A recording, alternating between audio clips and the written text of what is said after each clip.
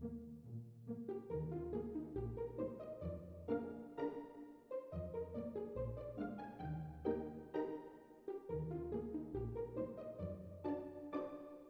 vous demandez quoi regarder ? Vous vous y perdez au milieu d'une masse de films et de séries sans savoir lesquels vous correspondent le plus ?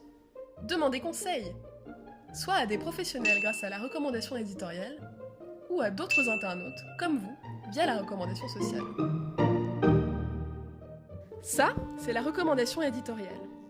Elle a toujours été là pour vous recommander les bons films à aller voir. Elle représente le monde professionnel, les vrais cinéphiles, les connaisseurs qui permettent d'éclairer le spectateur perdu que vous êtes. Classiquement, ce sont les avis des journalistes, des magazines spécialisés, de toutes sortes, et plus généralement, des professionnels qui vous recommandent ou vous déconseillent le contenu que vous allez consommer. Mais la recommandation éditoriale peut parfois paraître très exigeante pour un spectateur qui ne serait forcément pas aussi averti que le professionnel.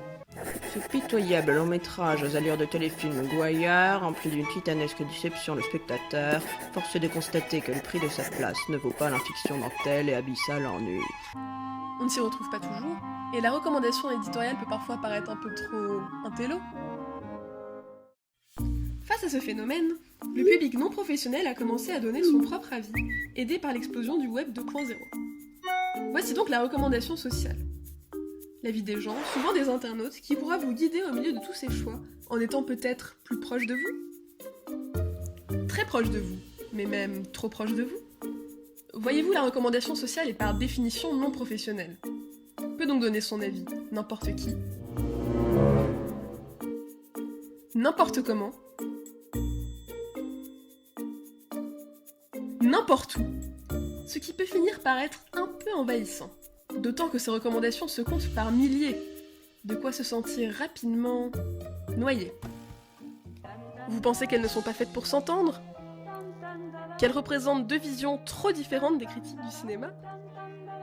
Elles ne pourraient donc absolument pas fonctionner ensemble. Et pourtant, vous allez voir que la plateforme vidéo Outbuster semble démontrer le contraire.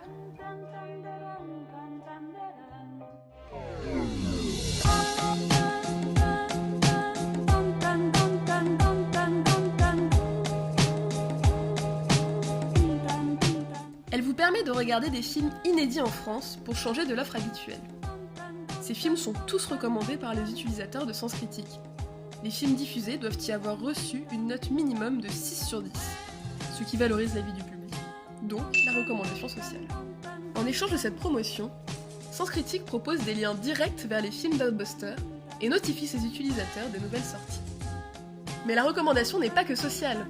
Outbuster met la recommandation éditoriale au cœur de sa plateforme par l'utilisation de catégories originales, entre potes, cœur à vif, je me la pète et complètement à l'est, qui lui donnent une identité forte. De plus, même si l'avis du public est pris en compte, ce sont bien les éditeurs d'Outbuster eux-mêmes qui choisissent les films diffusés. Comment donc Outbuster réussit à concilier les recommandations sociales et éditoriales ?